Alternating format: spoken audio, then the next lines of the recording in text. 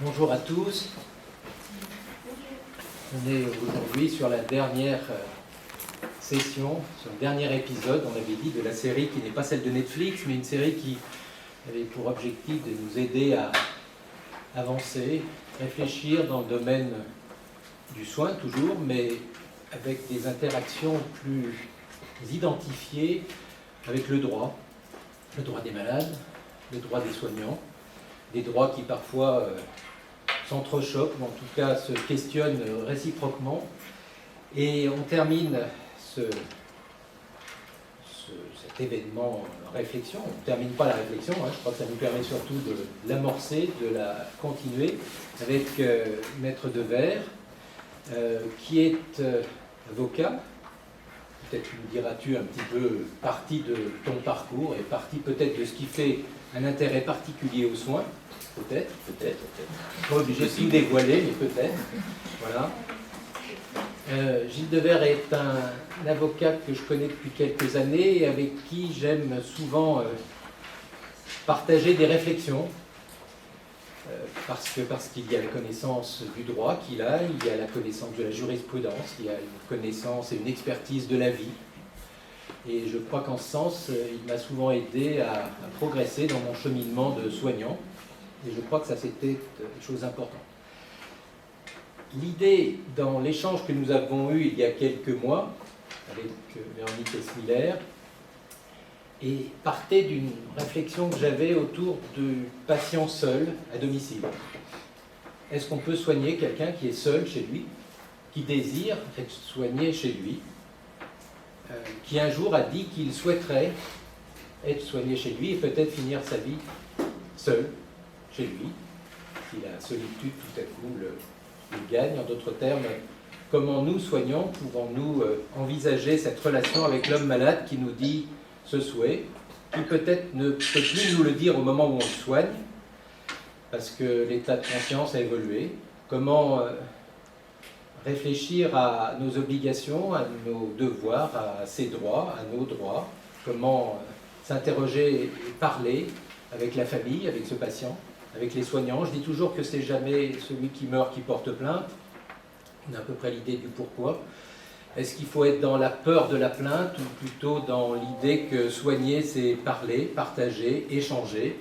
C'est un petit peu autour de ça que je voulais que Maître Devers, que nous voulions avec Véronique, que Maître Devers nous apporte une réflexion. Donc les problématiques ont été posées il y a quelques mois. Je les avais écrites suite à notre expérience de soignant. Je dis bien notre expérience, parce que ce n'était pas que mon regard, c'était des questions que vous aviez les uns et les autres, que nous avions sur cette solitude, la nuit, le jour. Je les ai transmises à Maître Devers qui avait réfléchi, travaillé et nous propose des pistes de réflexion. Et comment on continue? C'est avec Maître Devers. Merci d'être à nos côtés ce jour. Et depuis longtemps. Eh bien, merci pour l'invitation. C'est un plaisir de venir échanger avec des gens vraiment du terrain, et que ce soit Mme Spiller, que ce soit Marc, on se connaît vraiment de longue date. Il y a un travail, donc c'est très agréable, très intéressant de pouvoir échanger. J'entre vite dans le sujet. Le docteur Magnier me pose une piste d'atterrissage pour que j'explique un petit peu plus pourquoi on s'intéresse au cabinet au droit de la santé. C'est que au départ je suis des vôtres, vu que je suis infirmier. Je vais peut-être d'ailleurs me faire embaucher cet après-midi, parce que c'est possible. Si tu es médecin également, prends les deux. Médecin pas encore, mais infirmier je peux candidater. Donc j'ai effectivement exercé comme infirmier, et puis les choses ont fait que j'ai pu prendre des études, et je suis avocat, donc je suis pleinement un avocat qui défend les causes, qui essaye de réfléchir sur son environnement, mais j'ai toujours travaillé le droit de la santé, gardé des contacts avec les hôpitaux, les équipes, et je vois des fois le décalage qu'il peut y avoir entre la vision juridique et puis que vous pouvez avoir, et puis la vraie vision du droit telle qu'elle est. Et pour ajouter une touche un tout petit peu plus personnelle, mais on est vraiment dans une équipe de soins, donc on peut raconter, mais j'ai fait moi-même une plongée dans la connaissance. Je croyais bien connaître ces sujets, mais on progresse encore. vu que en fait, j'ai été un digne usager du service de santé au cours de l'année 2022, où j'avais vraiment fait l'expérience du patient. Donc, je suis en bonne forme devant vous, tout va bien, magnifiquement soigné à l'hôpital Ederario. Mais j'ai vu ce que c'était, j'ai fait un séjour de 6 semaines là-bas, et ensuite les soins à domicile. C'est aussi une manière de vivre cela et de faire une vérification en quelque sorte de nos enseignements juridiques. Alors, j'ai vu beaucoup de choses, je pense même que je ferai un petit texte là-dessus parce que c'est très intéressant de faire le soignant, le juriste, le patient, bon, bref. Alors, par rapport à la thématique, je fais une présentation et puis on viendra aux questions, elles sont toujours riches, intéressantes. On va faire simple. D'abord, je crois qu'il y a 2 obstacles qu'il faut lever sur la compréhension, et je dis ça à un public de non-juristes. Le premier, c'est l'idée qu'il y a en quelque sorte une fixité du droit. Donc, on nous interroge souvent en nous disant « mais qu'est-ce que dit le droit? Qu'est-ce que c'est que la règle ?» Bon, alors il y a des domaines où on peut répondre, style code de la route, si c'est 60 km/h, c'est pas 62, bon voilà. Mais pour ce qui est de notre sujet, à ce jour, on n'a pas de règles qui soient définies, c'est-à-dire qui soient vraiment prédéfinies et strictes. Donc tout ce que je vais pouvoir faire, c'est vous apporter des principes qui sont de la connaissance, tout n'est pas en discussion, mais l'idée que le droit aurait en quelque sorte la règle pour tout, c'est faux. Voilà. Et on étudie beaucoup nous, ce qu'on appelle la jurisprudence, c'est-à-dire l'ensemble des décisions rendues par les tribunaux. Je suis rédacteur en chef d'une revue qui travaille sur la santé mentale, droit et santé mentale, et on vient de faire par exemple ce dernier numéro, une étude sur une question qui n'est pas trop la vôtre, je pense, mais qu'on voit en psychiatrie très fréquente et au service d'urgence, c'est la question de la fouille. C'est un peu les mêmes problématiques, hein, le besoin, l'organisation publique et la personne. Et est-ce qu'on a le droit de fouiller? Alors qu'est-ce que c'est? C'est fouiller la personne, c'est fouiller la chambre, c'est fouiller le sac, c'est une simple palpation, enfin déjà beaucoup de choses diverses. Il n'y a pas de règle dessus, c'est-à-dire que si vous êtes policier ou gendarme, vous avez exactement ce que vous avez le droit de faire, et quand vous êtes soignant, débrouille-toi. C'est comme ça, j'ai pas de texte à vous donner. Et quand on recherche la jurisprudence, on a fait un article, je pense qu'il va faire son petit succès, vu qu'on trouve exactement tout et son contraire. Notamment le cas d'une jeune fille qui était mineure en service libre, qui allait pas très bien, on le savait pourquoi, elle disait qu'elle avait été agressée dans le parc sexuellement, et donc tout le monde la surveillait parce qu'elle était bien fragile, elle a trouvé une ceinture et elle s'est pendue dans sa chambre, et le tribunal dit qu'il y avait une faute parce que, vu la situation, il fallait le faire. Et puis il y en a un autre qui est un majeur, c'est vrai, mais c'est à peu près la même situation. Et la Cour de cassation dit, ben non, il était en service libre, il a une certaine autonomie, donc vous ne pouviez pas le fouiller. Donc je pourrais vous en donner comme cela, mais c'est pour dire que le droit, c'est une méthode pour réfléchir. Ça permet de dire que tout n'est pas valable, tout principe, toute idée n'a pas la même valeur. Dans le débat public sur les questions juridiques, moi je suis un petit peu attiré parce que je vois que c'est de la destruction de la connaissance. Si je prends des exemples d'actualité, il y en aurait 15 où on peut avoir son idée, mais tout n'a pas la même valeur. Il y a des principes qui structurent. Bon, et donc ça, je suis là pour les défendre. Et au-delà des principes, il faut arriver à discuter et à trouver une solution, mais le fait qu'il y ait une certaine diversité dans le droit, franchement, c'est pas du tout gênant. Hein. Je dis bien, je suis habilité à dire, enfin, je dirige des recherches à la fac, donc je critique pas du tout le droit, au contraire. Mais je veux pas, il y a des masses entières de connaissances, mais passé un stade, il n'y a plus la connaissance, il y a une méthode. Et c'est ce qu'on pourrait appeler une méthode du doute. C'est-à-dire que pour nous, la bonne expression est de dire que la qualité de la décision, que ce soit la vôtre ou que ce soit celle du juge, la qualité dépend de la qualité du doute qui a précédé. Et donc en fait, on n'est pas là pour apprendre, il faut arriver à décider, ça c'est sûr, mais pour apprendre à décider, il faut surtout apprendre à douter, et pas douter de tout, à tout mélanger, une méthode rigoureuse pour douter. Voilà, c'est la qualité du doute qui fait la qualité de la décision. Bon. Donc là, on se sert du cadre juridique, et puis passer un certain stade, il faut se lâcher. Il faut se lâcher. et puis trancher.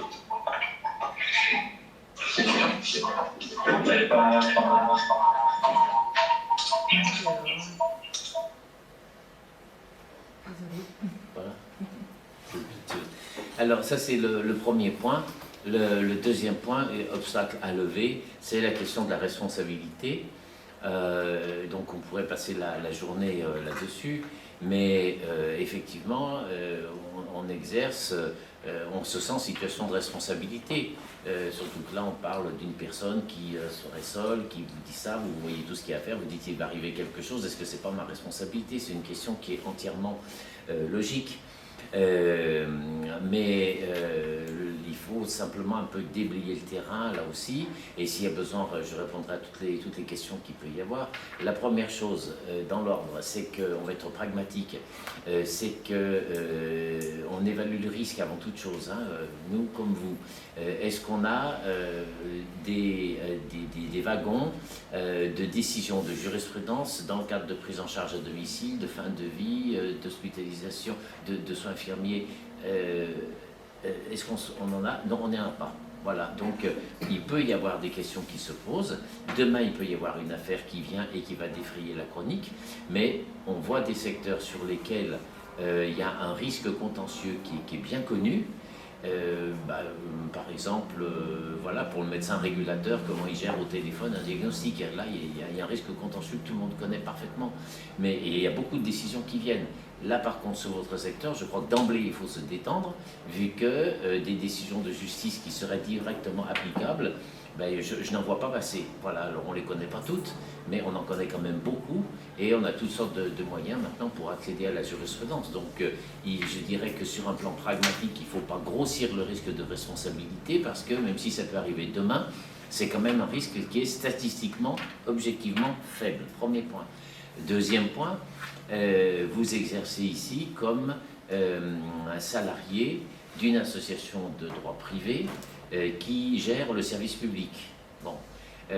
Donc on est dans le régime juridique où c'est ce qu'on appelle la responsabilité du fait d'autrui, c'est-à-dire qu'une personne prend la décision et c'est la structure qui en répond.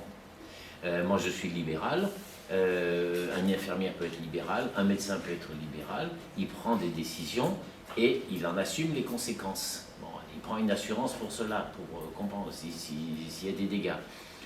Mais quand on est salarié, la responsabilité civile, tout ce qui est les dommages, les compensations pour les victimes, tout ce qui est l'indemnisation, tous ces mots, le préjudice, voilà, tout ça c'est géré par la structure et la structure est assurée pour cela. Voilà. Donc c'est pas une règle de bienveillance pour les soignants, c'est une règle qui est générale tous azimuts.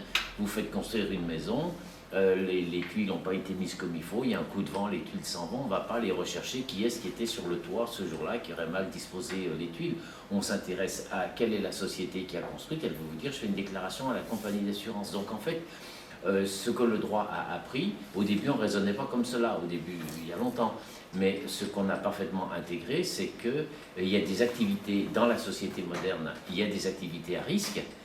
On ne peut plus conduire, autrement vous vous rendez compte, si on conduit, si je risque ma maison à chaque tour de roue, donc c'est impossible. Une entreprise, imaginez ce que c'est que conduire un train. Bon, donc on a mis en place un système pour que tout ce qui est l'activité peut faire l'objet non plus de la responsabilité personnelle des gens qui sont sur le terrain, mais de la responsabilité des structures, et les structures sont assurées pour cela. Et par ailleurs, il y a quand même des règles assez bienveillantes de la loi, c'est-à-dire que vous avez trouvé dans votre pratique un décalage entre le sens moral de la responsabilité qui fait que vous rentrez chez vous très mal à l'aise en vous disant mais là vraiment ce qui s'est passé c'est pas correct, ou je suis pas tranquille du tout cette nuit, j'attends de savoir demain matin comment la nuit s'est passée. Donc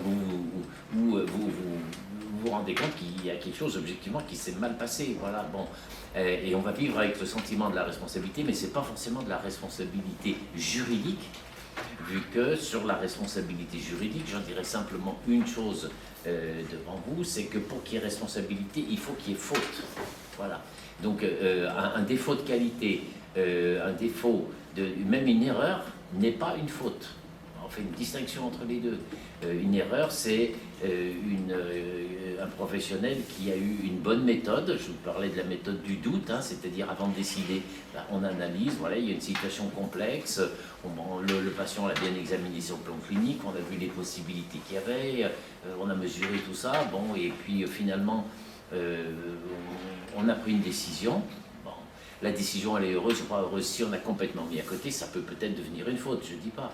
Mais du moment que la méthode, elle est bonne, c'est-à-dire une méthode rigoureuse pour ne pas décider selon son feeling, mais en fonction d'un travail régulier, avec une juste hiérarchisation des problématiques, la pratique de toute la jurisprudence, on a plein de décisions, c'est de dire que dans les circonstances, la preuve de la faute n'est pas rapportée.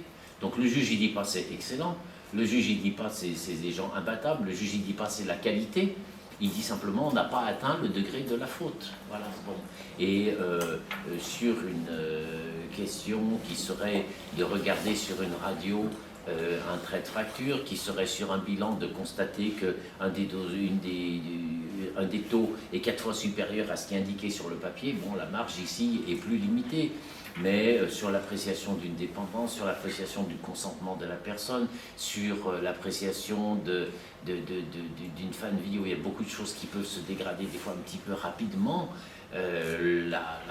du moment qu'on a pris le temps d'une certaine réflexion, c'est vrai qu'il n'y a pas trop la place pour cette faute, quoi, qui est quand même traduite dans nos mots comme un élément de négligence. Voilà, c'est-à-dire que l'erreur, c'est quelqu'un qui a été prudent, attentif, mais sa décision n'était pas satisfaisante en bout de course. On aurait pu voir autrement. Mais on ne peut pas rien lui reprocher. Il était prudent, il était attentif, il a pris le soin, il s'entourait des bons conseils. Dans sa tête, il s'aidait bien, il a suivi les formations. Voilà. Et puis un autre, il est négligent parce qu'on lui dit mais t'as pas fait ça? Ben non, je l'ai pas fait. Ben oui, mais d'accord, enfin c'est quand même indispensable. T'as pas posé la question à un tel, pourtant c'est ton référent. Il y avait un examen à faire sur que ce soit, je sais pas, des constantes, la douleur ou quoi que ce soit. Tu ne l'as même pas vérifié, donc tu as fait d'après ton feeling. À ce moment-là, évidemment, on est sur un comportement qui est négligent et qui peut devenir une faute. Bref, tout ça pour dire que la responsabilité en matière de santé, elle est morale avant d'être juridique, et la retrouver juridiquement est quand même assez peu fréquent. Ensuite, je poursuis sur ce terrain-là, toujours sur la responsabilité civile, qu'il peut y avoir dans les familles qui sont parfois complètement apaisées, mais parfois un peu plus contentieuses, ou dans la surenchère de l'un ou de l'autre, des menaces du style je vais déposer plainte, vous allez entendre parler, et on va médiatiser, on va faire ce, faites-le, voilà, ça fait quoi de plus, hein, entre dire on va le faire, envoyer un courrier salé à l'ARS, à la directrice ou ailleurs, ou à l'ordre des médecins, ou je ne sais qui, ou au président de la République, comme nous on l'entend dans les gens qu'on reçoit, ça ne fait pas un procès, et c'est des choses qu'il faut considérer comme étant des phénomènes sociologiques. Mais une personne qui dit s'il arrive quoi que ce soit, je dépose plainte contre toi, évidemment on entend ça, ça y est, on y est. C'est vraiment loin d'être une procédure, et il faut apprendre à gérer ce type de prise de position. Pour ce qui est de la responsabilité, dernier mot pour dire que là je vous ai parlé du civil qui est le gros morceau, c'est 98% des recours. Il reste une toute petite frange, le pénal.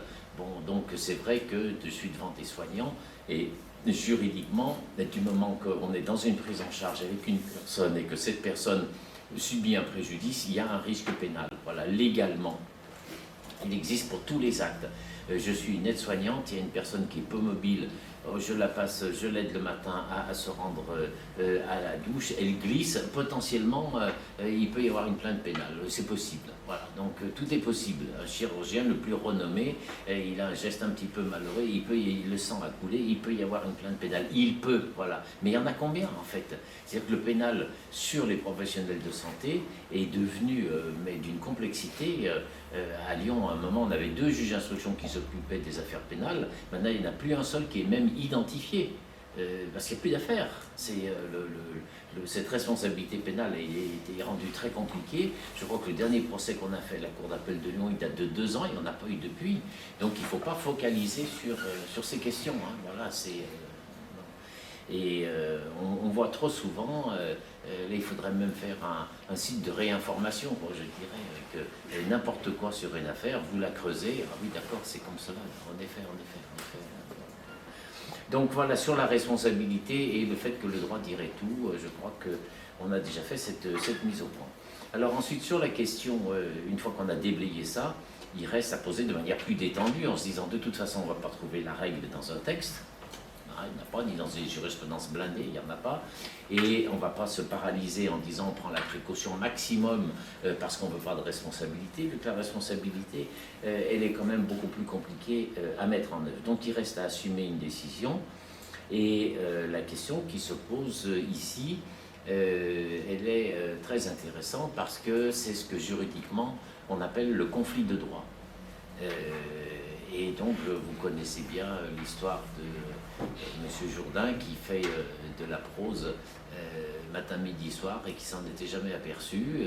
En fait, vous êtes des grands juristes qui faites du conflit de droit depuis des années et j'ai un public expérimenté et expert en conflit de droit. Beaucoup plus que nous-mêmes, finalement, parce que nous, on commente et on travaille sur ce qui était fait après, mais c'est vous qui êtes dans l'action. Et le conflit de droit, qu'est-ce que c'est? Le conflit de droit, c'est une situation où des règles juridiques entrent en conflit, voilà, alors en conflit, en contradiction, et elles sont contraires. Donc on aura d'autant moins la solution toute faite qu'il ne s'agit pas de dire, par exemple, j'ai un bail, on va essayer d'interpréter comment est-ce que ce bail s'applique. J'ai un contrat de travail, on va voir exactement comment le contrat de travail s'applique. Ici, j'ai des dimensions qui sont contraires, voilà. Il y a une dimension, on va le simplifier, hein. Je ne veux pas être trop long, mais on va le simplifier. Il y a une dimension de santé publique et il y a une dimension d'autonomie de la personne. Donc, vous êtes des soignants, vous exercez dans le cadre d'un service organisé. Ce service organisé, il dépend du Code de la santé publique, il dépend des budgets de l'État, et il vous donne une mission, c'est-à-dire que vous êtes là pour faire des choses, et notamment pour soigner les personnes. Voilà, c'est comme cela. Si le service de santé n'intéresse plus, il faut aller s'installer à côté, faire professeur de santé, médecine naturelle, bien-être, ce que l'on veut. Tout ça est très honorable. Hein. Mais quand on exerce dans un service comme cela, on a une mission de l'État. Je crois qu'il ne faut pas se tromper. C'est-à-dire que je pourrais même le dire par une formule un peu presque provocatrice, mais il ne faut pas être surpris que quand vous êtes dans un établissement de soins, il y a des gens qui veulent vous soigner. Voilà. Les établissements de soins, ils ont une obligation légale qui est d'apporter des soins de haute qualité aux personnes. Bon, donc, moi je suis le patient et ça ne m'intéresse pas trop ce que vous voulez faire, je voudrais bien en discuter, on va voir que je peux quand même en discuter, mais en bout de course, vous ne pouvez pas dire que c'est comme un client, tu veux ou tu veux pas. Non, c'est plus que ça, j'ai une mission, vous ne pouvez pas y renoncer. On fait des courses, on voit cette chose, je suis prêt à le prendre, puis des moments je dis non, c'est comme ça, pourquoi? Mais je ne vais pas vous répondre. Vous faites une offre, je suis le client, je réponds. Mais ce n'est pas du tout le cas. C'est pas du tout le cas. Le patient, ce n'est pas un client. Et vous-même, vous n'êtes pas des prestataires. Vous avez une mission légale tout à fait importante qui est centrale dans une société démocratique, qui est d'aller au-devant de la souffrance, de faire état, à partir de votre connaissance, de votre bagage scientifique, de toutes les relations que vous pouvez avoir, de pouvoir proposer des solutions thérapeutiques et d'aider la personne à affronter la maladie pour qu'elle aille mieux ou moins mal. Voilà, donc ça c'est une mission que vous avez le devoir d'assumer et qui fait que quand on va parler du consentement du patient, elle a une tonalité qui n'est pas du tout celle qu'on entend parfois d'un patient qui décide seul comme cela. Non, ça on peut pas le valider. Vous avez, dans la jurisprudence, on voit apparaître très souvent cette notion qui a une mission de conviction. Voilà, c'est-à-dire que quand je suis malade, et je l'ai vécu, il y a toutes sortes de motifs pour dire si vous le reportez à demain, c'est pas plus mal, ou finalement on pourrait peut-être s'en passer, ou bon, non, c'est à eux de me dire attends, il y en a besoin, quoi, c'est comme cela, et ils n'ont pas à me faire l'étalage de leurs 20 ans de pratique médicale, de leur diplôme et ceci et cela, quoi. Ils sont là en fonction, ils disent il faut le faire, d'accord, on y va, c'est-à-dire que et je l'accepte finalement, mais il y a une primauté que je veux souligner, qui est valable chez vous, mais en psychiatrie on trouve tout autant, et aux urgences aussi, où c'est vraiment flagrant, c'est que les équipes sont là pour soigner, et elles ont une mission légale, un devoir légal à accomplir. Voilà. Donc c'est pas un rouleau compresseur, mais ça pousse loin. Voilà. Et on voit apparaître, avec une interprétation vicieuse et erronée du consentement, et de la responsabilité, des situations où des professionnels se trouvent embarqués dans de sales procédures, vu qu'ils n'ont pas trop envie de soigner le malade, vu qu'il y a quand même pas mal de risques, c'est un petit peu compliqué, et donc ils se débrouillent pour monter des risques jusque-là, se montrer eux-mêmes sur leur retrait, et ils sont là pour arriver à provoquer un refus de soins du patient, et en disant comme ça là, au moins, j'engage pas ma responsabilité, et quand ça passe devant les tribunaux, ils se font cartonner et de manière entièrement légitime, vu que tout le code de la santé publique, toutes les institutions de santé, tous les budgets, tous les efforts, c'est pour convaincre le malade qu'il y a des soins, il y a une option et qu'il faut faire des choses. Voilà. Ensuite, j'ai dit c'est le conflit de droit. Le conflit de droit, c'est donc qu'il y a un principe opposé. Et ce principe opposé, je ne le mettrai pas trop sous l'angle du consentement parce que c'est un petit peu réducteur. Il y a un très bon livre qui est sorti il y a plus longtemps sur ce qu'il appelle la machine du consentement. Où en fait, on passe notre temps à nous mettre dans des situations où vous dites oui, mais c'est impossible de dire non. Donc, ce consentement, évidemment, c'est intéressant, mais je crois que raisonner sur le principe de primauté de la personne, autonomie de la personne, ça c'est beaucoup plus pertinent. C'est vrai que c'est une réflexion qu'on n'avait pas trop en France, surtout en médecine, où il y avait quand même un principe qui reste assez fort. Et je dis tout de suite qu'il n'y a pas que des défauts, qui est celui du paternalisme médical. Donc le paternalisme médical, c'est il y a 30 ans, donc il faut équilibrer en disant le maternalisme médical pour sortir de la société macho, mais c'est quand même de dire que le match il n'est pas égal entre l'équipe soignante et le patient qui est seul, et que l'équipe fasse preuve d'un certain dirigisme, d'une certaine bienveillance, qu'elle pousse un peu, c'est quelque chose qui est logique. Voilà. Mais il reste et donc le consentement finalement on l'obtient assez bien, je pense que c'est la même chose chez nous, chez les avocats. Quelqu'un vient et il veut déposer plainte, je peux lui démontrer en 5 minutes qu'il ne faut pas déposer plainte, et puis je pourrais faire un jeu d'acteur en lui proposant ensuite en disant ben voilà, c'était la scène numéro 1, maintenant faites scène numéro 2, je vais vous prouver que le procès est excellent, qu'il faut absolument déposer plainte, et celui qui sache, je lui donne des arguments, je lui lis des jurisprudences, des textes, quoi. Donc en fait je lui amène le consentement comme je le veux. Donc le principe plus fort, et je crois qu'il est en plus explicite sur la situation que vous évoquez, c'est celui d'autonomie de la personne. Voilà. Et ça, c'est une réflexion qui est intéressante. Je dois dire, j'ai communiqué des textes là-dessus, qu'elle ne nous est pas trop venue du droit français, qui est très marqué par ce paternalisme en médecine, mais qu'elle est venue de la réflexion du droit européen, par la Cour européenne des droits de l'homme, et qui est une très noble institution. Son siège est à Strasbourg. Si vous êtes à Strasbourg, allez visiter, c'est très intéressant. Et c'est une juridiction, évidemment, je ne vais pas vous faire le cours sur le droit européen, mais je dirais simplement, vous allez tout de suite comprendre le problème, que c'est passionnant, parce que c'est une juridiction qui a compétence sur 47 États. Voilà. Donc ça, alors ils ont un peu suspendu la Russie il y a peu de temps, mais ils vont peut-être la désuspendre, parce qu'ils disent c'est idiot, enfin bon, j'espère, oui. Mais en tout cas, ça inclut l'Europe, on va dire, traditionnelle, celle de l'Union européenne, mais tout le bloc de l'Est, ça inclut la Russie, la Turquie et l'Azerbaïdjan, et donc des sociétés extrêmement diverses. 47 États. Voilà. Donc ça doit faire à peu près, je crois, 800 millions de personnes. Et chacun de ces 800 millions de personnes a la possibilité, un petit peu compliquée, mais qui existe et qui est très utilisée, d'un recours individuel devant cette Cour. Voilà. Et la Cour, elle se prononce avec des décisions qui sont rendues publiques, tout ça c'est très transparent, très motivé, et la Cour se prononce en disant je statue sur une affaire, mais elle va être lue par 800 millions de personnes et elle est applicable à 800 millions de personnes. Donc la précaution de rédaction est d'autant plus importante. Et donc ils ont mis en place, et les juges, vu qu'il y a 47 pays, les juges viennent des 47 pays.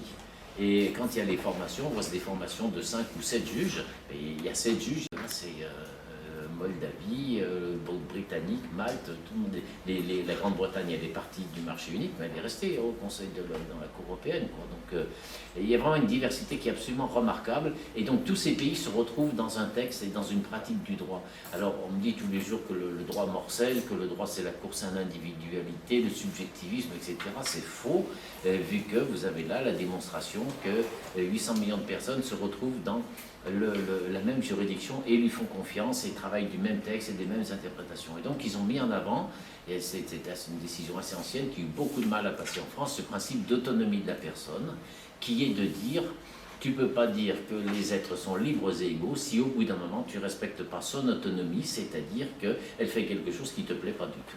Voilà, et quelque chose qui est déviant. Bon. Donc, et tant que sont déviants ou sont pas dans la norme, n'est pas dans la norme, ou son choix personnel ne remet pas en cause les droits des tiers, eh bien, il faut respecter cette autonomie. Voilà. Et puis, il y a un certain nombre de cas où son autonomie est périlleuse pour elle-même, parce que ça va la faire, c'est sa vie qui est en cause. Donc là, on est sur une casuistique avec des situations compliquées qui sont étudiées absolument dans tous les sens. Mais on respecte le plus qu'il soit l'autonomie de la personne, et ça a amené des évolutions évidemment tout à fait importantes. Donc en gros, vous avez d'un côté la santé publique et votre devoir de soignant, donc vous devez aller le plus loin possible et certainement pas baisser les bras parce que le patient oppose son droit à l'autonomie. Donc d'accord, tu dis ça, mais moi je dis autre chose, et on va voir comment pousser le débat, mais vous devez inclure fortement dans votre raisonnement le fait qu'en bout de course, c'est lui qui décide, et qu'il n'a pas, lui, il n'est pas dans le raisonnement, il n'est pas professionnel. Le patient, il dit, moi je ne veux plus de votre soin. Pourquoi? Mais parce que je n'en veux plus. Alors, on va essayer de raisonner, essayer d'avancer.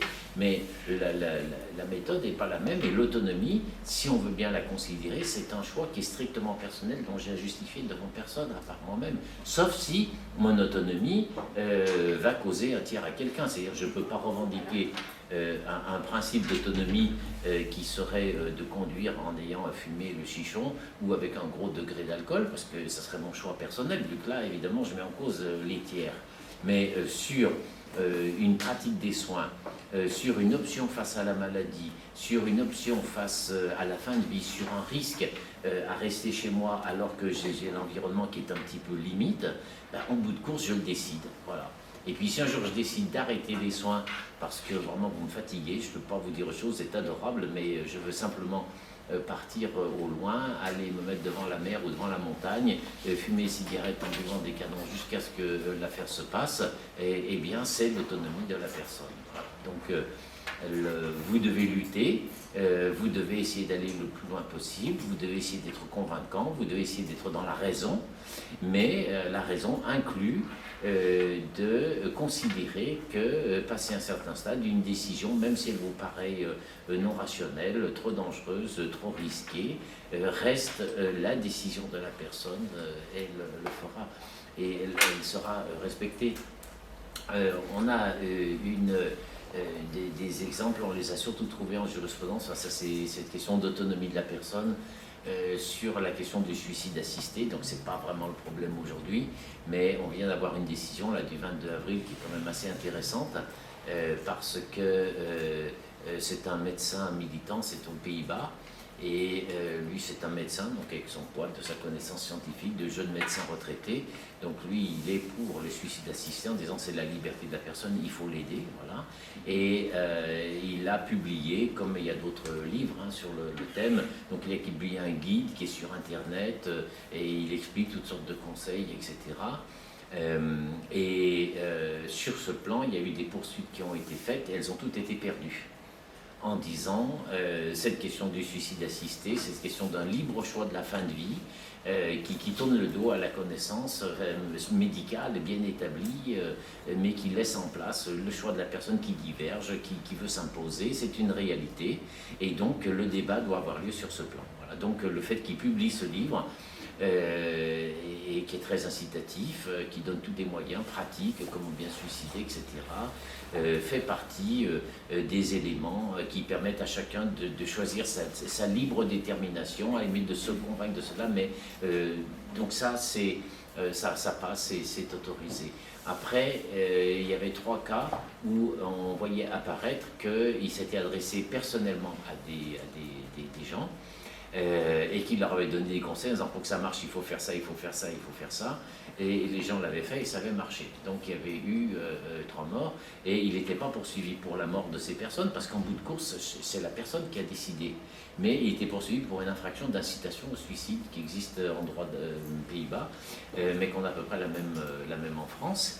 Et ici, il a été jugé que, surtout avec son poids de médecin, il n'était plus dans l'information générale, mais il était dans une incitation, et donc on ne reconnaît pas, on l'a reconnu une faute, vu qu'en tout cas on a reconnu que l'État était en droit de sanctionner ça dans l'idée de protéger la vie. Voilà. Mais en revanche, on a d'autres situations où c'est la personne elle-même qui fait le recours et qui dit mais c'est mon autonomie, c'est moi qui veux le faire et vous ne pouvez pas m'en empêcher. Et là, la Cour, elle dit oui. Voilà, c'est-à-dire qu'en fait, moi, je suis médecin, donc je peux donner des conseils généraux. Passer un certain stade, je ne peux pas inciter une personne à mourir parce que nous protégeons la vie. Voilà, donc là, il y a faute. Mais après, si c'est la personne elle-même qui a ce choix pour demander je veux mon arrêt de traitement, et je sais que quand j'aurai l'arrêt des traitements, ben, les choses vont se faire, tous les médecins disent mais ça ne tient pas la route, la personne insiste, et bien c'est son principe d'autonomie, et là on reconnaît, on s'incline en disant ben, je vois qu'il y a eu beaucoup de discussions, je vois qu'il y a eu toutes les informations peuvent être données, je vois que c'est les personnels compétents, les personnels qui sont dans la relation qui ont réussi à faire cela, mais en bout de course ils ne l'ont pas convaincu, et cette personne, elle affirme une volonté, elle ne l'a pas fermée un jour, elle l'affirme avec une certaine constance, elle fait un recours chez nous, eh bien, on ne peut pas lui imposer une décision qui serait contraire à son autonomie. Voilà. La question a été jugée au Canada, donc qui n'est pas encore dans l'Union européenne, mais qui est quand même un pays proche, et là-bas, le cas a été jugé pour une mineure.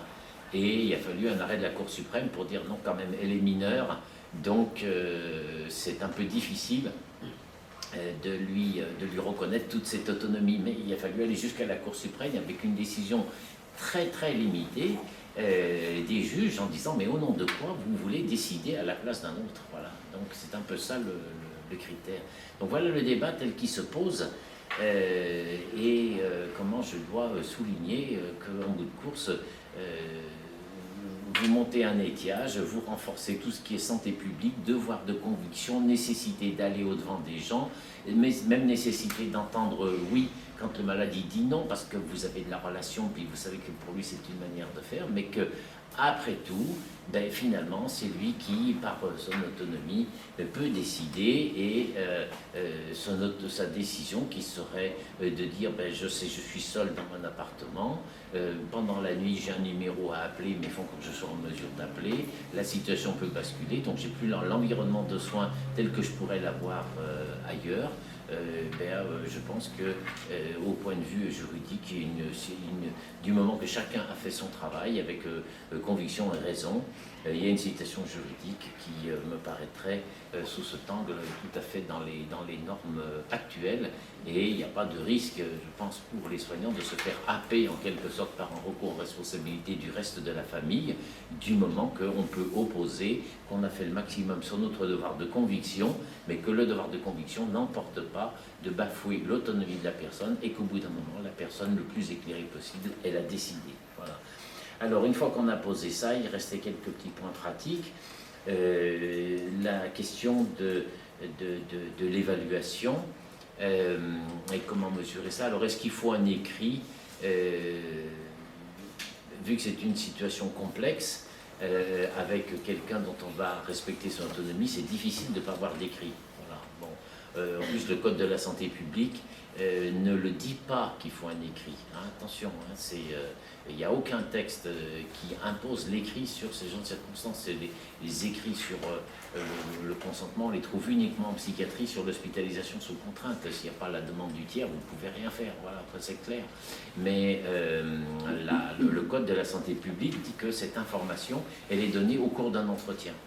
Alors c'est vrai que s'il y a un entretien 2, 3, 4, qu'il y a quelque chose et que là on sait que la personne elle part un peu sur une zone à risque, elle part sur une zone non contrôlée, elle part sur une zone où il peut y avoir beaucoup de choses qui vous échappent, c'est certainement difficile ensuite de dire au juge que vous n'avez pas pris le temps de lui notifier quelque chose, de formaliser par un écrit. Voilà. Donc de ce point de vue-là, l'écrit il est entièrement souhaitable, mais je ne peux pas dire qu'il est légalement obligatoire parce que j'ai aucun texte à vous opposer. Il y en a pas.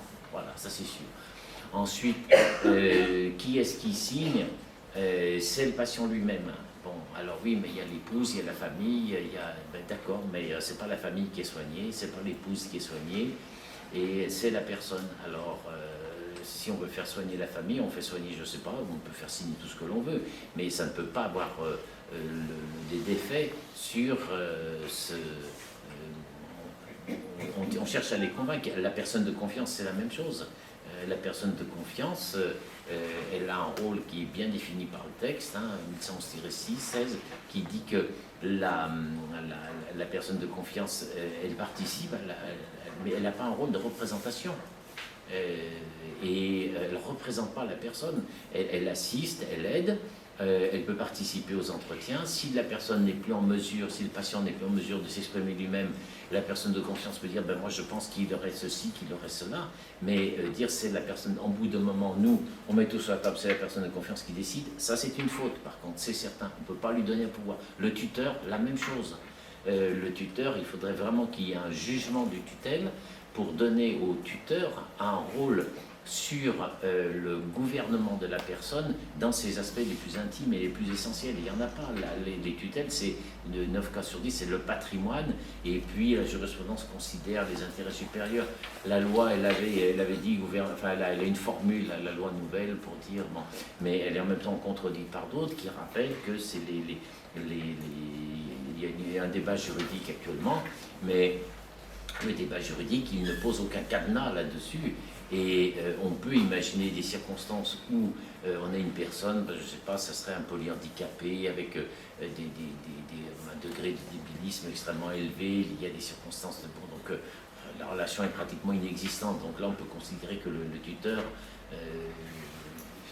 prendra des décisions même sur le plan personnel, ou en tout cas sera vraiment une personne forte de référence, vu que le pauvre patient concerné ne serait même pas en mesure de savoir que loi veut dire quelque chose, que juge veut dire quelque chose, bon voilà. Mais pour le reste, on a là beaucoup de décisions de justice, en disant que le tuteur, il n'a pas une... Il doit être présent dans la décision, ça c'est sûr, il doit être informé, et s'il a quelque chose à dire, il faut qu'il puisse s'exprimer, mais il n'est pas dans une situation de représentation de la personne dans ce qu'elle a de plus intime. Voilà. S'il n'y a pas un jugement vraiment clair là-dessus, c'est pas le cas. Donc un entretien, des entretiens, on les trace dans le dossier, on écrit des choses de bon sens. Si dans l'équipe il y a 4 personnes et 4 personnes ne sont pas d'accord, moi je suis partisan que les 4 personnes écrivent dans le dossier la différence de point de vue, vu que, encore une fois, c'est pas du tout un problème qu'il y ait des différences de point de vue, qu'il n'y a pas une loi qui dicte tout. Donc un voit plutôt ça, un autre dit ben moi je ne sais pas vraiment, c'est pas l'équipe qui fait n'importe quoi, au contraire c'est l'équipe qui est dans ce que j'appelais cette bonne méthode du doute, où on va considérer que le psychologue ou l'aide à domicile qui passe beaucoup de temps auprès de la personne, qui peut-être a une certaine affection, elle va vous dire des choses que quand vous passez, vous, avec les actes techniques à faire et ceci, la discussion va peut-être moins bien se faire, quoi. Donc chacun s'exprime dans le dossier, mais quand on a à mesurer ce genre de choses, on tient beaucoup compte certainement de ce qui a été signé, mais encore plus de ce que l'équipe justifie comme dans sa démarche, de ce qu'elle écrit. On vient d'avoir, nous, une affaire où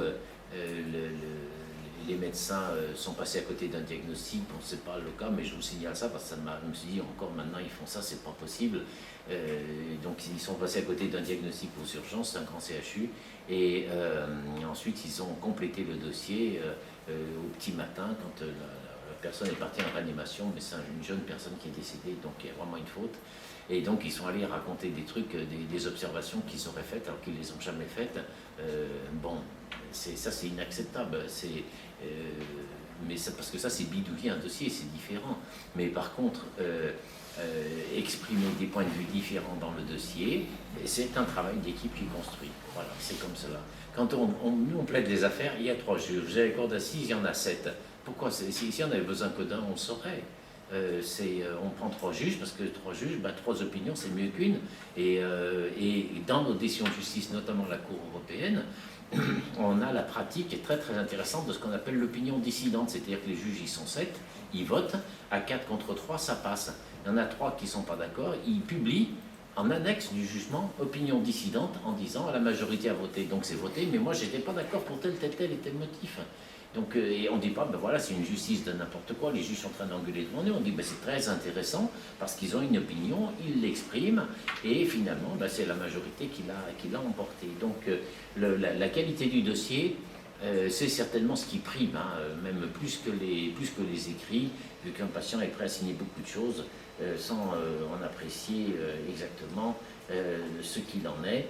Et les écrits doivent être gérés comme un élément de la démarche de soins, hein, et pas comme une preuve anti-procès ou anti-responsabilité. Voilà, ça n'aurait pas plus de perspective que ça. Et sur la démarche, je pense également qu'elle est très recherchée par les tribunaux et serait très utile dans une question comme cela. Les examens après coup, donc il y a 50 formules, hein, mais qui est de faire ce que vous faites aujourd'hui, c'est-à-dire après les expériences vécues, de mesurer les situations 6 mois après, 1 an après ou 15 jours après, pour dire ben là on a pris ça, il s'est passé ça, est-ce que c'était bien, comment on l'analyse, et le fait de se reconnaître des torts, c'est pas une manière de dire on a été responsable, qu'on soit bien d'accord, hein, on est sur une phase de questionnement, et en plus s'il faut reconnaître des torts, mais pourquoi on ne le reconnaîtrait pas? C'est-à-dire que je ne veux pas vous enseigner une méthode que le droit encouragerait, une méthode type mafieux, la loi du silence. Hein. Donc si après coup on voit qu'on a commis une faute parce qu'on est vraiment passé à côté de quelque chose, mais ça va être très intéressant qu'on ose le dire, qu'on ose l'écrire, qu'on ose en débattre, que la direction en prenne acte en disant que c'est une démarche intéressante de questionnement et que donc ça ne soit pas un motif pour faire une faute disciplinaire, parce que des sanctions disciplinaires paralysent le tout et on ne sait plus rien du tout. Le juge saisi d'une affaire verrait une équipe qui est en mesure de mesurer elle-même ce qu'elle fait et qui est donc dans une réflexion. Voilà.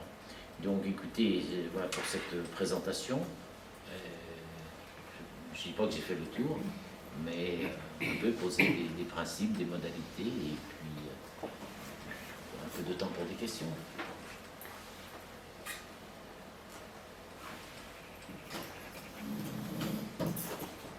Alors, nous avions une RCP hier, Oui. Et justement avec une situation qu'on aurait aimé exposer aujourd'hui. Le médecin qui a présenté le dossier présent. Tu peux parler plus fort. Elle est encore en visite. Elle est en visite. Emilia, peut-être? Oui, oui, bonjour. Alors oui, c'était la situation d'une patiente âgée, extrêmement dépendante, qui a une sclérose latérale amyotrophique, qui ne peut mobiliser qu'un tout petit peu sa main droite et qui est seule à son domicile, sans trouble cognitif. Donc nous, d'un point de vue médical et son entourage également, on constate une mise en danger en restant comme ça à la maison. C'est-à-dire s'il y a le moindre souci, elle est de moins en moins apte à solliciter de l'aide. Et en plus, le domicile est très difficile d'accès. C'est-à-dire, on a déjà fait appel à SOS Médecins qui n'a pas pu rentrer parce qu'il n'y a pas les bons badges, parce que malgré tous les efforts qu'on a pu faire pour rendre le domicile accessible. Donc, la patiente s'opposait à toute hospitalisation ou à toute institutionnalisation, alors que son neveu, qui est sa personne de confiance, était vraiment en faveur. Et on sentait que les infirmières souhaitaient satisfaire la patiente, mais c'était plutôt en faveur d'une institutionnalisation. Donc on se posait la question, jusqu'à quand est-ce qu'on peut tolérer de risquer de laisser une personne au domicile, sachant qu'on a conscience qu'elle peut, vu sa fragilité, qu'elle est mise en danger en la laissant à la maison. Mais en même temps, la patiente a rédigé des directives anticipées et elle a exprimé à plusieurs reprises, en présence à différents soignants et à différentes personnes de son entourage, qu'elle refuse d'aller en institution ou d'être hospitalisée. Donc à partir de quand c'est une mise en danger d'un patient, et à partir de quand c'est une restriction de la liberté du choix du patient en fait. Donc c'était un peu, je pense que c'était à peu près ça la problématique.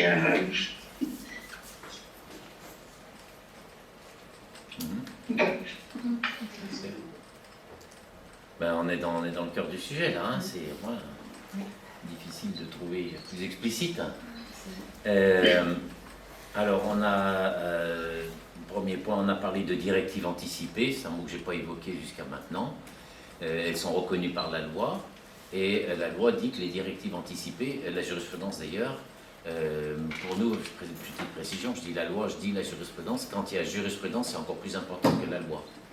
Parce que la loi, ça reste, je m'excuse pour les nombreux parlementaires qui sont présents aujourd'hui, et pour qui on va bientôt voter, mais la loi reste du papier, alors que la jurisprudence, c'est le droit, la loi telle que le juge l'a interprétée. Et donc c'est ce qui compte, voilà, c'est comme cela. Hein, bon. Et de plus en plus, parce que on a des lois qui sont, on va dire, plus ou moins bien faites, qui sont tellement abondantes, tellement changeantes, qu'au bout d'un moment, on les lit. Oui, bien sûr, je ne vais pas vous dire qu'on ne va pas les lire, mais on fait de plus en plus confiance à la jurisprudence parce que c'est plus stable finalement, et bon, il faut la connaître. Et la jurisprudence dit que les directives anticipées s'imposent aux médecins. Voilà, donc ça c'est... Bon. Alors, quand on dit elle s'impose aux médecins, il faut compléter la formule en disant elle s'impose aux médecins parmi d'autres choses qui s'imposent aussi. Donc le devoir de protection de la vie, mais les directives anticipées, c'est sûr que ce n'est pas décoratif. Hein. Donc ici, dans le cas que vous indiquez, il y a une personne qui a toute sa lucidité, qui a fait des directives anticipées, qui les réitère, et de l'autre côté, j'ai la personne de confiance qui dit, moi je pense que ça serait bien autrement, mais du point de vue de l'analyse juridique, hein, je ne suis pas sur le terrain et je ne suis pas le médecin et ce n'est pas moi qui vais décider, mais du point de vue de l'analyse juridique, le match n'est pas égal entre des directives anticipées chez une personne qui réitérée chez une personne qui sait très bien, ou en tout cas qu'une idée assez juste de la fragilité de sa situation, mais qui vous dit malgré tout je veux cela. Oui, ça s'impose en grande partie, hein. Ça, c'est pratiquement, dans un cas comme cela, c'est pratiquement décisif, et je reste toujours sur l'attitude des juges qui n'est pas de décider à votre place, hein. Les juges sont extrêmement réticents là-dessus.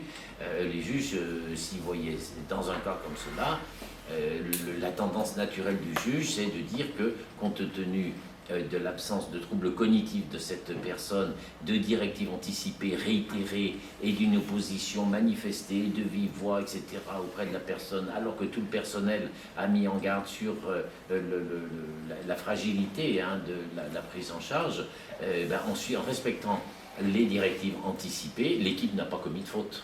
Voilà. Ça peut vous laisser une frustration, on peut dire oh, c'était pas comme ça qu'il fallait faire, d'accord, mais ça ensuite, est-ce que c'est au droit de répondre? Je pense vraiment que sur un cas comme cela, le juge se met dans une situation de dire qu'il n'y a pas eu de... on ne voit pas la preuve d'une faute. Voilà, il y a eu un comportement logique cohérent. Ensuite, le deuxième critère qui manquait peut-être un petit peu dans l'exposé, mais en tout cas qui serait pris en compte par les juges, ça c'est certain, c'est de dire la personne veut rester chez elle, d'accord, mais domicile, pas d'accès, etc., etc. Mais on la prive de quoi réellement? Voilà, réellement on ne sait pas, hein, parce que l'avenir n'est pas écrit, mais quand même vous avez une connaissance et vous êtes en mesure de dire si, pour simplifier, si c'est pour qu'elle meure pratiquement dans le même délai, mais avec un processus médical de classe, je dirais, voilà, mais pas grand-chose de plus, ou si le fait pardon, qu'elle soit hospitalisée va permettre d'enclencher des soins qui lui donnent 3 ans de vie en plus. Voilà.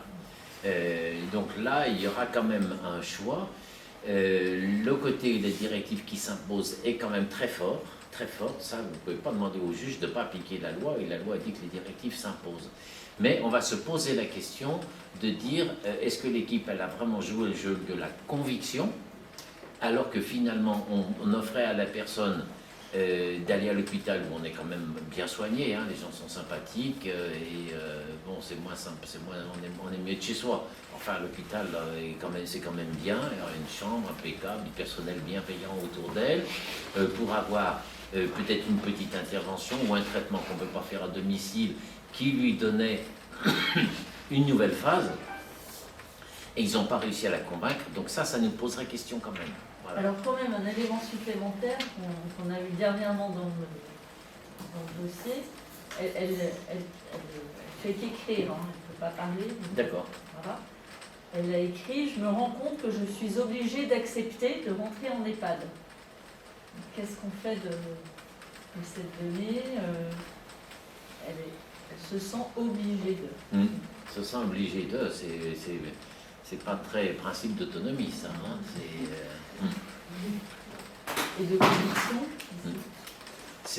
Oui, elle écrit quelque chose. Bon, c'est investigué, vu que ça sera un petit peu un revirement par rapport à ce qu'elle disait auparavant. Je crois vraiment, c'est qu'est-ce qu'on va lui offrir de plus si elle va en EHPAD.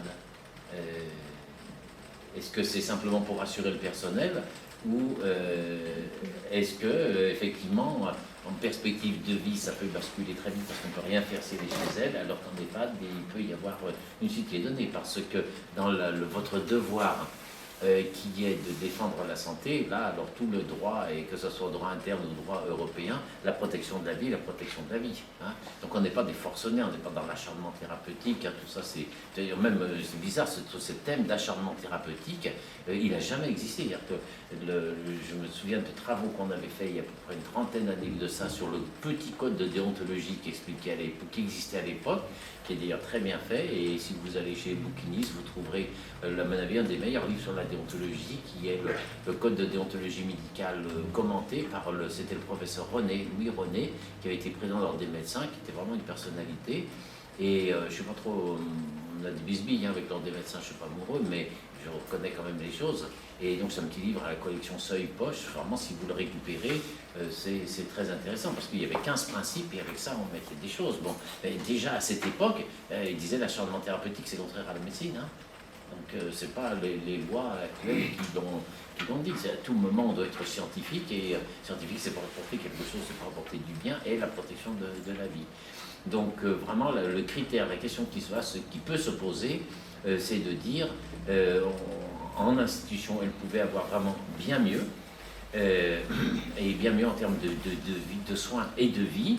Et pourquoi elle n'a pas pu la convaincre, voilà. Parce que si c'est simplement que ce soit un peu plus confortable, là franchement le critère est trop faible, et le juge, je ne vais vraiment pas me prononcer à la place du juge, parce que 50 juges, 50 avis différents, mais en tout cas la jurisprudence de la Cour serait de dire que quand on a senti que la raison profonde de la personne, c'était de vivre chez elle, même plus court, et qu'à la première défaillance, ça serait une défaillance fatale, si c'est son choix profond, c'est quelque chose qui doit être respecté.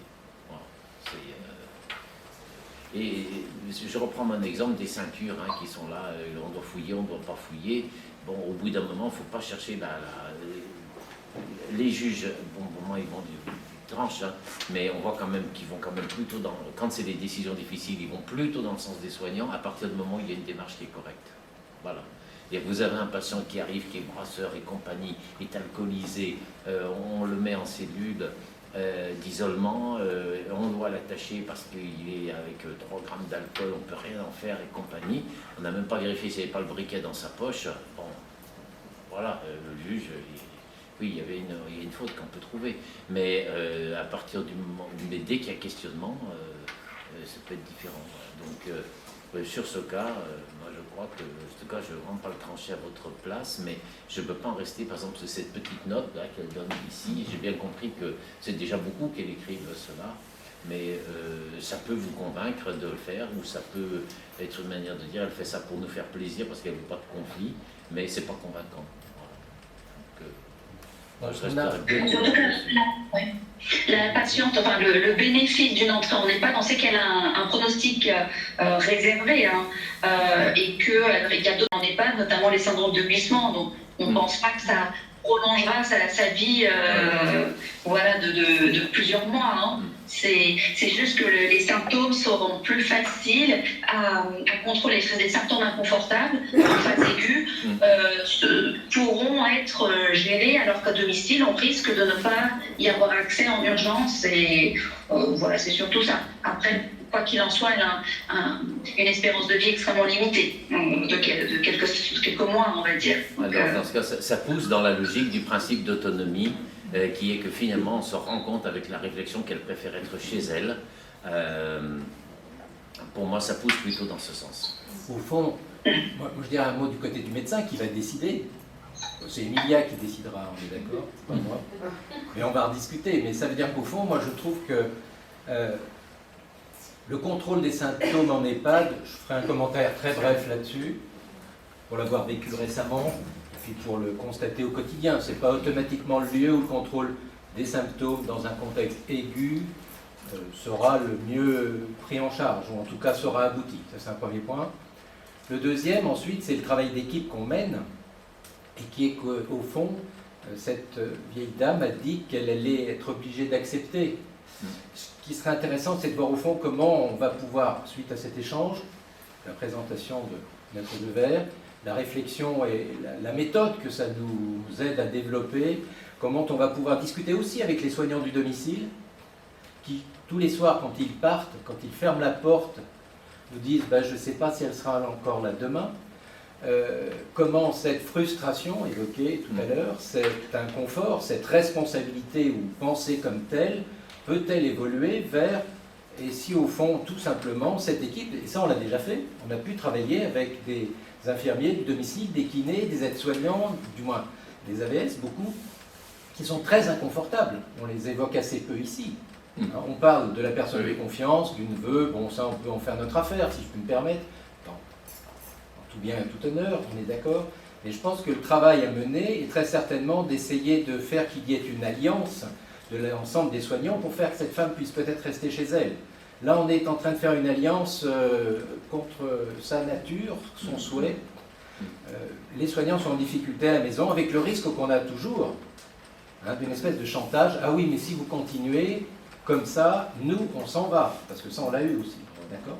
Non, mais c'est la réalité. Mais moi, je dirais que simplement, ce qu'on a envie on a envie de leur donner envie, si je puis me permettre une fois de plus, de continuer avec les limites. Cette femme, elle ne gagnera rien en EHPAD, probablement par rapport à la problématique de la SLA qu'on connaît bien. Si tu me dis qu'il y a une EHPAD qui est spécialisée sur la prise en charge des symptômes là-dessus, il faut qu'on fasse une publication immédiate. Ensuite, les soignants, le médecin coordonnateur de l'EHPAD ne sera pas là, probablement pas. On fait un descriptif entre nous. Hein. Bien sûr, oui. Donc, je crois que c'est au fond comment on essaye avec les soignants avec lesquels on travaille de faire évoluer un peu notre réflexion commune, les appréhensions, les peurs, les frustrations, et faire que quand elles ferment la porte le soir, elles n'aient pas la sensation de l'enfermer dans sa solitude, mais de respecter au fond son choix. Mais c'est pas facile. Hein.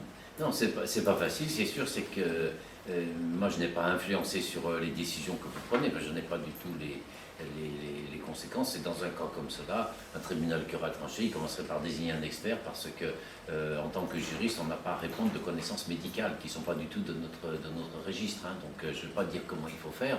Par contre, il est logique devant vous d'insister sur ce principe d'autonomie de la personne et le fait que chacun choisit sa vie comme il le veut. Et qu'en bout de course, on peut faire des choix qui peuvent apparaître non raisonnables, non scientifiques, quand on est le patient. Voilà, mais vous n'êtes pas le patient, vous n'avez pas à rentrer dans la cogestion de ça. Hein. Vous êtes tenu par une connaissance scientifique, mais passer à un certain stade, une décision dérangeante, une décision illogique, une décision qui n'est pas ce qu'on ferait de mieux sur le papier médical, en quelque sorte, est tout à fait défendable. Et j'ai certainement un message à faire passer de prendre en compte cette idée d'autonomie de la personne qu'on voit se renforcer dans beaucoup de secteurs. Mais on ne peut pas penser la liberté à la place des autres, on ne peut pas penser à la place des autres. Et il faut vraiment faire un effort pour comprendre que celui qui est en face de vous, ben, il pense différemment. Voilà, mais c'est sa vie. Moi j'ai une question concernant le neveu. Est-ce qu'il ne peut pas faire appel, par exemple, à la notion de non-assistance à personne en danger? Non, alors ça on peut le régler. Enfin, alors, précis, vous me dites, est-ce que le neveu peut... oui, alors il peut. Voilà. C'est-à-dire qu'il peut revenir avec une magnifique plainte rédigée même par un avocat, écrit au procureur de la République avec des jurisprudences dans tous les sens. Et quand il va vous mettre ça sous le nez, vous êtes glacé et vous dites qu'est-ce qui bon. Sauf que il peut, voilà, c'est-à-dire que déposer plainte auprès du procureur est l'exercice juridique le plus simple pour un avocat. Il n'y a rien de plus simple d'écrire au procureur pour déposer une plainte. Bon.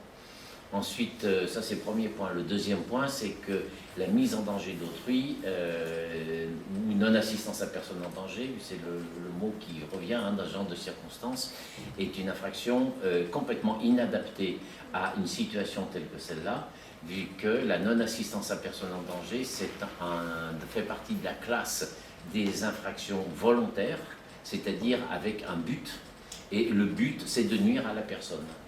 Voilà. Et alors que nous, quand j'ai parlé de fautes, jusqu'à maintenant, c'est des fautes involontaires, c'est des fautes par négligence, c'est des fautes par inattention. J'ai pensé ça, j'ai sous-estimé la situation. Voilà, c'est évidemment comment j'ai fait pour oublier ça. On trouve plein d'exemples où vous faites un acte qui est complètement banal, toujours là, mais pourquoi vous le faites à côté de bon. Donc ça c'est l'inattention, c'est une abstention. La patiente dit des choses, elle parle de sa souffrance, vous l'entendez pas. Voilà, bon, ça c'est des fautes. Mais c'est une autre famille quand on va parler de non-assistance à personne en danger, parce que c'est l'infraction qui vous fait passer chez les voyous, vu que là il y a l'intention de nuire. Donc en fait, je peux faire un acte pour sauver la vie de la personne, et qu'elle crève, je m'en vais. Voilà ce que c'est. Oui, c'est ça, hein, non, mais il faut bien mesurer. Donc alors des fois on donne l'exemple, il y a un accident de circulation, vous êtes infirmier, vous dites moi je veux pas de tracas, j'ai eu ma journée, je rentre à la maison. Il faudrait vraiment que vous ayez la connaissance qu'il n'y a aucun soignant, que les secours ne sont pas là, qu'il y a un massage cardiaque qu'il faudrait faire immédiatement. Mais bon, il y a un blessé, les pompiers arrivent, ils l'ont mis sur le côté, je peux filer. C'est pas la non-assistance à personne en danger est une infraction volontaire faite pour nuire aux patients. Voilà. Donc si vous voulez, quand le procureur voit une plainte qui concerne une équipe de soignants avec non-assistance à personne en danger, c'est classé d'emblée. Voilà, est-ce qu'on en trouve de ces infractions pour des soins je crois qu'on va passer une tous les 10 ans, mais vraiment dans des cas de carence particulièrement graves. Hein. Donc je peux vous dire, il y a des questions, mais quand même des certitudes juridiques, que ça vous pouvez y être confronté parce qu'évidemment c'est une réplique de série télé, donc on va vous la servir, mais elle est hors sujet. Voilà, et aucune suite envisageable. Je pousse même sur un plan, c'est que le procureur, même s'il se dit quand même ils ont exagéré, il ne va pas poursuivre. Pourquoi? Parce que si on est sur non-assistance à personne en danger et que vous êtes condamné, donc la famille est très contente vu qu'on a fait condamner le médecin ou l'infirmière pour cela. Admettons. Voilà. Et ensuite, après un procès pénal, donc qu'est-ce qu'on va faire de l'infirmière? On va pas l'interdire d'exercer, il faudrait vraiment des faits réitérés. Hein. Bon, donc voilà, on ne va pas la mettre en prison, et on ne va pas lui mettre 50 000 € d'amende, parce que ce n'est pas une question d'argent, donc elle prend 6 mois avec sursis. Tout ça pour ça. Voilà. Alors que derrière, il y a une conséquence civile, c'est que vu que ça serait jugé comme faute volontaire, intentionnelle, avec l'intention de nuire, là, l'employeur, il dit, c'est plus mon problème. Vu qu'il ne peut pas y avoir d'assurance pour des faits volontaires. Si je casse la gueule à quelqu'un, je peux pas lui dire d'avoir mon assureur, vous comprenez? Voilà. Bon. Donc le juge, lui, il a ça en tête, et on a vraiment vu un recul dans la jurisprudence, même pour des carences graves comme cela, le juge fait l'idiot, en quelque sorte, qu'il n'est pas, en disant, mais c'est pas une intention volontaire, c'est pas non-assistance à personne en danger, c'est une abstention, parce qu'il n'a pas du tout compris la situation, comme cela, ça reste une faute d'inattention, et ça laisse ensuite un recours civil contre la personne. Alors finalement, le plaignant, il serait pénalisé parce qu'il obtiendrait une indemnisation qu'il ne peut jamais obtenir, vous comprenez? Vu que les soignants, ils ne peuvent pas, comme un assureur, payer 200 000 € d'amende d'indemnisation. Donc, dans tout ce que vous entendez, non-assistance à personne en danger, il faut l'entendre comme un cri du cœur de la personne, mais juridiquement inepte. Ah, ça c'est sûr. Là, je m'engage. Voilà.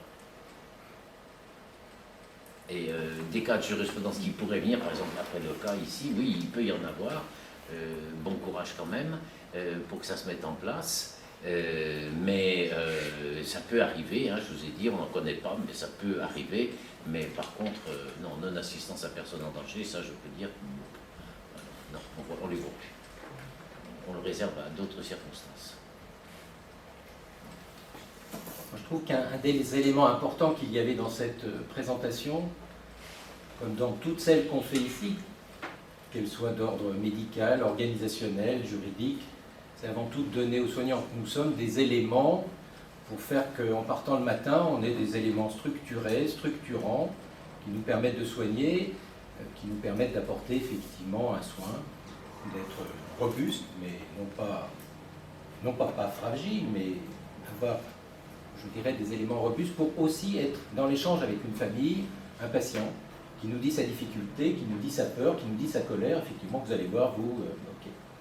Ensuite, on ne peut pas soigner dans la peur, c'est pas jouable, et je crois qu'on l'a d'autant plus qu'on nourrit un imaginaire de cette peur. C'était aussi un des objectifs de cette formation, de cette présentation, qui était de sortir de cette idée qu'il y aurait une mise en danger, qu'on serait dans la faute.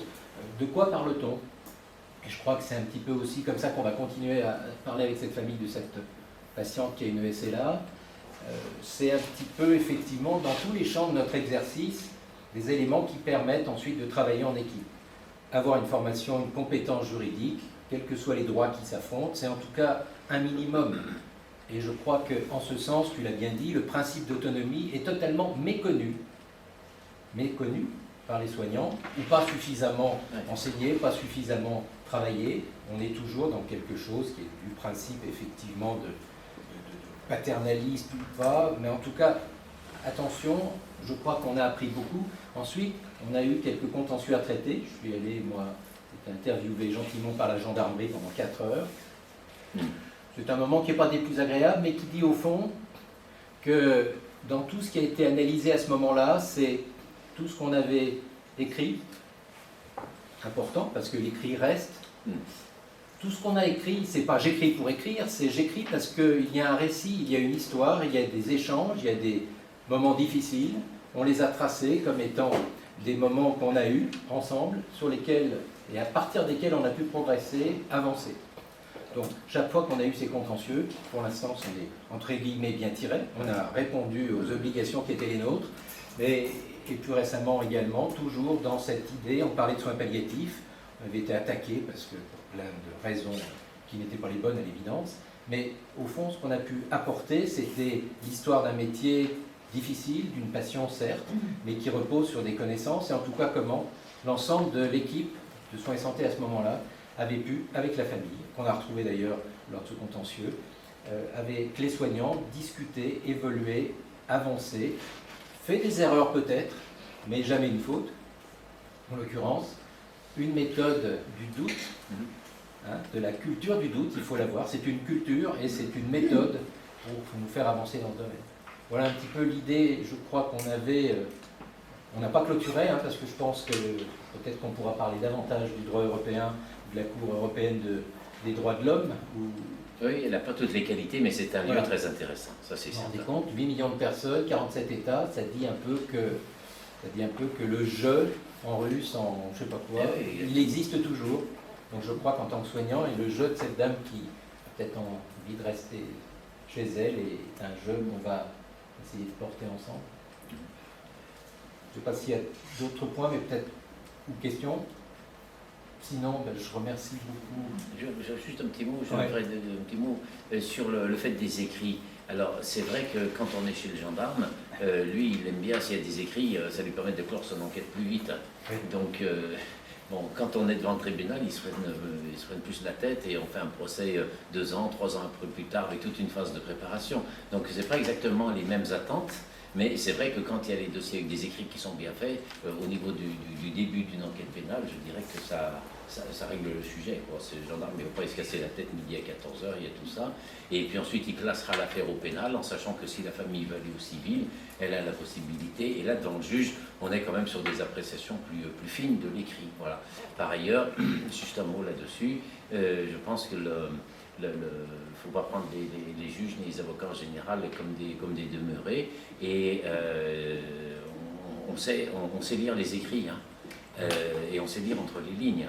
Et on fait tout à fait la différence d'un écrit magnifique, impeccable, biblique, qui est uniquement fait pour protéger l'équipe et puis pour couper la rédaction, et qu'on ne va pas apprécier du tout parce qu'on voit que c'était une manière d'échapper aux responsabilités, alors qu'un dossier qui est plus vivant, où on a de la contradiction, il va nous sembler sincère, quoi. Et je donnais le cas déplorable de ceux qui, après coup, chargent le dossier en disant on a pris l'attention à 2h du matin alors que c'est faux, ils ne l'ont pas fait. Mais par contre, quand cette personne ou une autre peut décéder peut-être de manière prématurée, seule chez elle pendant la nuit, peut-être des choses qu'on avait pensées dans les jours auparavant, qu'on n'avait pas écrit parce que c'était la vie de tous les jours, on peut bien l'écrire après. Il suffit simplement de dire qu'on l'a écrit après. Mais je ne sais pas, vous prenez une scène en psychiatrie, vous avez fait votre journée, vous partez le soir à 21h, vous voyez un patient, il est quand même un petit peu bizarre, normalement il est couché à cette heure-là, il est en train de déambuler, vous n'allez pas revenir dans le service pour noter, je l'ai vu. Par contre, le matin, vous apprenez qu'il a fait une fugue, qu'il a fait je ne sais pas trop quoi, vous écrivez que la veille, il n'était pas très bien, qu'il a reçu de la visite, qui est ici. Donc pour nous, l'écrit, c'est important au niveau de la sincérité. Quand il n'y a pas d'écrit, ça ne veut pas dire qu'il y ait faute. Là, la jurisprudence, elle est faite là-dessus. C'est-à-dire on n'a rien dans le dossier, ou comme par hasard, c'est le seul dossier qui manque, ils sont tous impeccables, celui-là on l'a perdu. Donc en gros, on veut se foutre de la gueule du monde. On voit ça régulièrement, c'est pour ça qu'il y a de la jurisprudence là-dessus. Et la règle, elle est de dire que bon, c'est pas parce que le dossier a été perdu, ça peut arriver, ou qu'il a mal été rempli, que les soins n'ont pas été faits. Mais par contre, le degré de preuve pour le service devient beaucoup plus difficile. Voilà, c'est du moment où le patient va porter une vraisemblance, vu que vous n'avez rien écrit et qu'il s'agit de faits importants, de ce que vous évoquez ici, on va vraiment donner la priorité aux patients. Donc les écrits ne vont jamais nuire, même s'ils sont un peu contradictoires entre vous, alors que leur absence sera incontestablement un problème, ça c'est certain. Voilà. Très bien. Merci beaucoup. Merci beaucoup, Maître Devers. Merci à vous. Merci à tous de votre attention, en présentiel et en distanciel. Et on vous souhaite une bonne après-midi.